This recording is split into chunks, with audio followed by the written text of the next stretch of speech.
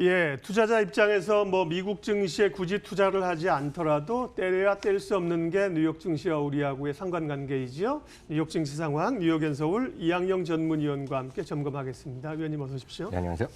중국에서 기선제압을 위해서 관세 단계적으로 철폐할 거다 얘기했더니만 미국에서 설왕설래하면서 결국 트럼프 대통령이 나 승인한 적 없는데 이렇게 얘기했는데 그러면 주가가 제법 밀렸을 것 같은데 안 밀렸습니다. 그러니까 트럼프 대통령의 말이 어느 정도 지금 영향이 있는지 지금 아무도 모르겠는데요. 네. 미리 말씀드리면 트럼프 대통령이 이번 주에 공식석상에서 발언하는 게 있습니다.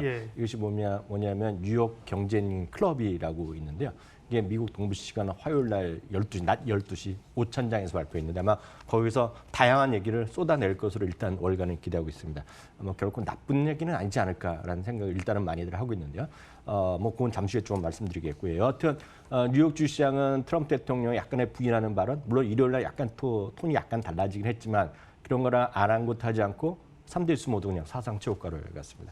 그러면서 S&P 500이 올해 들어서 하면 18번째 정도로 아마 사상 최고가를 기록했습니다. 그만큼 아주 강한 모습을 이어가고 있고요. 뭐 우리나라도 언젠가는 이렇게 되지 않을까라는 기대감을 갖고 있습니다.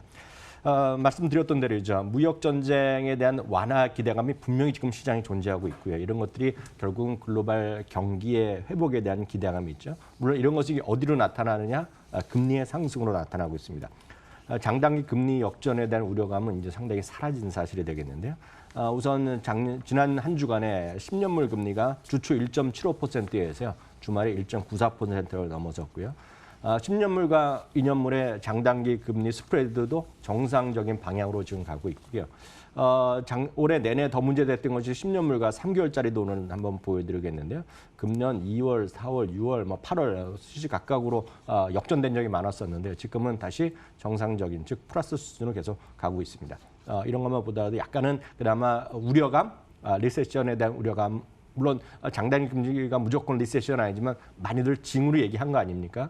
물론 그때도 처음 발생한 이후에 바로 나오는 것이 아니라 적게는 1년 반, 길게 2년이기 때문에 현재 진행이기 때문에 아무도 모르지만 그런 걱정의 목소리는 약간은 줄어드는 게 사실입니다.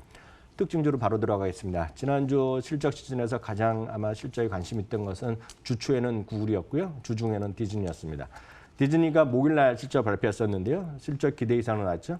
11월 12일 바로 미국 시간은 화요일 날부터 그 기대가 많던 디즈니 플러스가 드디어 시작하는데요.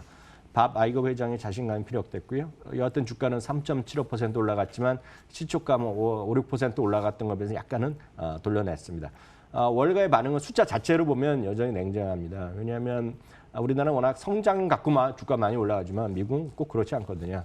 지금 아시겠지만 디즈니 플러스에 대한 플러스 사업만의 플러스는 앞으로 멀었습니다. 2023년, 24년을 얘기하고 있기 때문에 그냥 숫자 자체로 보면 이렇게 썩 좋지는 않았거든요. 그렇기 때문에 오히려 JP모건 같은 경우는 $150 제시하고 있고요. 웰스파고 같은 경우는 오히려 목표 주가를 내리기도 했습니다.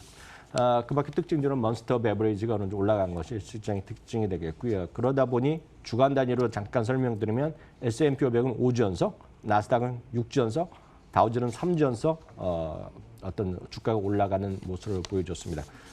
역시 S&P 500이 기준이 되기 때문에 S&P 500만 보여드리면 완만하게나마 꾸준하게 올라가면서 이제 3,100도 멀지 않은 그런 시점까지 왔습니다. 섹터별로 보면 흔히 얘기해서 경기 민감 섹터라고 불리는 시크리컬이라고 얘기하죠. 산업, 소재, 금융, 에너지주들의 강세가 돋보였고요. 주간 단위의 가장 특징적인 주식은 역시 구글과 애플이 가장 시장의 특징이었고 특히 애플은 지난주 내내 거의 하루 정도 조정 보였지만 여하튼 주가는 지금 $260를 육박하는 사상 최고가 행진, 브레이크가 지금 걸리지 않은 상태가 되겠고요. 그 밖에 섹터로 보면 지난주 내내 말씀드렸던 산업재와 금융주가 사상 최고가를 가고 있다라고 이해하시면 되겠습니다. 네. 미국 채권 장기물과 단기물 10년과 3년, 10년과 2년의 금리 역전에 대해서 이제 그 전에도 말씀하셨고요. 오늘도 말씀하셨는데 나중에 기회가 되면 또 저런 걸 좀 알려주십시오. 제가 보기에는 이제 물론 맞는 말인데 그게 지금 이제 역전된 게 좀 풀렸지 않았습니까? 과거에 제가 본 그 차트를 기억하게 되면 역전돼서 계속 가는 게 아니라 역전된 게 풀렸지만 사실은 이후에 올라가면서 그 갭이 해소됐지만 경기는 침체로 갔거든요. 네. 그래서 시차가 있다는 건데 그런 거에 대해서 좀 궁금하니까 나중에 혹시 좀 알려주시면 좋겠고요. 네네. 예. 미국은 다시 가치주가 좀 뜰 때가 됐다 이런 얘기가 언론에 나오는데 그 얘기 또 미국의 가치주는 우리와 좀 다르다는 점 한번 말씀하셨잖아요. 네네네. 얘기해 주시죠. 지난 9월에 한번 이런 얘기들이 많이 나왔습니다. 가치주, 성장주, 네. 내지 가치주와 모멘텀주 얘기 나오는데요.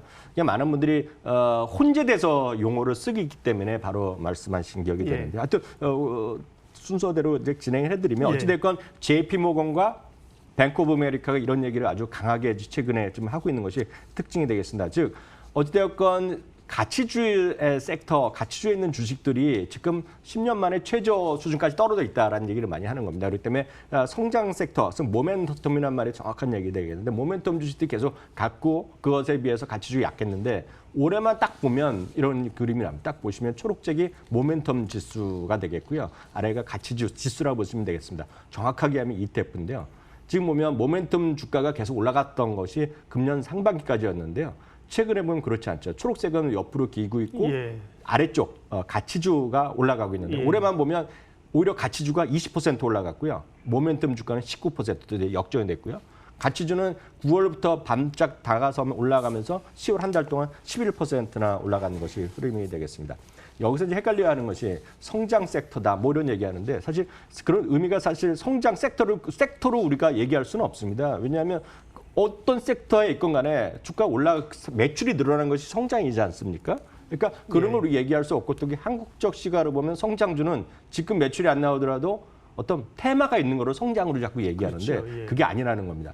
다시 한번 정리지만 미국에서 정확하게 표현하면 가치주와 모멘텀주로 하는 거가 영어식으로 보면 정확한 표현입니다. 그럼 가치주냐? 가치주는 뭐냐 그러면 많은 분들이 다들 아시는 겁니다. PR 있죠?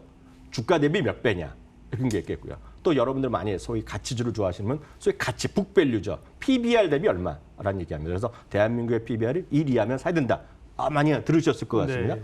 또 하나가 PSR이라고 있죠. 뭐냐면 매출 대비 얼마. 이익이 지금 안 나고 지금 밸류는 없지만 지금 꿈을 꾸는 주식들. 그러니까 예를 들어서 어떤 새로운 어떤 업종이 나왔는데 이런 건데 매출 안 나지 앞으로 꿈을 꾸는 것들은 PSR입니다. 이익이 안 나기 때문에 그래서 그런 게 있고요. 또 하나가 현금 흐름에 대해서 몇 배냐 이런 얘기 나옵니다. 네. 즉 가치주란 것은 이 네 가지뿐만 아니라 여러 가지 의미에서 어떤 특정 지표 대비 비율의 문제입니다. 비율. 그러니까 전체적으로 다 포함해서 저평가된 주식을 사는 것이 그것이 은행 섹터가 됐건 기술주가 섹터가 됐건 간에 부동산이 됐건 뭐가 됐건 간에 저평가된 걸 사는 것이 밸류라고 합니다. 미국에서.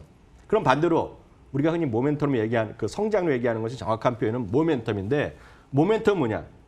섹터와 상관없고 PR 이런 어떤 것이 아니라 기본적으로 주가 자체를 보시면 되겠습니다. 주가 자체.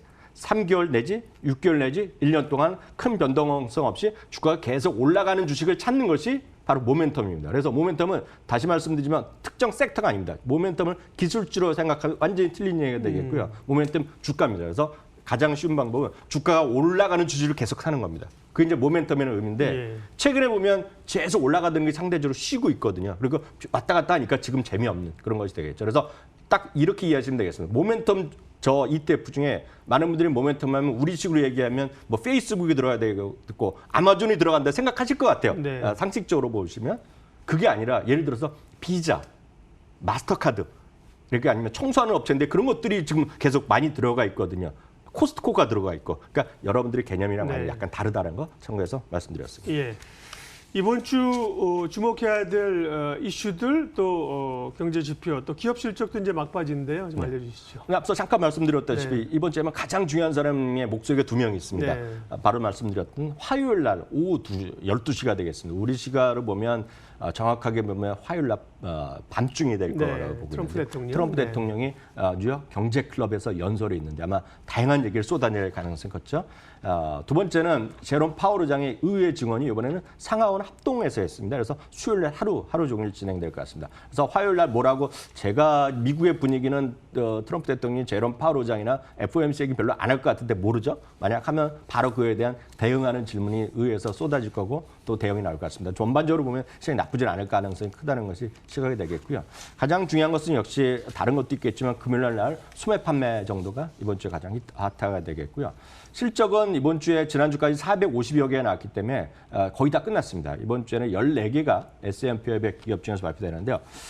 관심 있는 것은 제가 봤을 때는 딱 2개입니다. 목요일 날, 즉 한국 시간을 보면 목요일 밤과 금요일 새벽일 날 엔비디아가 월마트 정도가 남은 기업 실적 시즌의 핫한 종목들이다라고 이해하시면 되겠습니다. 네, 기업 실적 예정 스케줄까지 해서 뉴욕 앤 서울 이항영 전문위원 함께했습니다.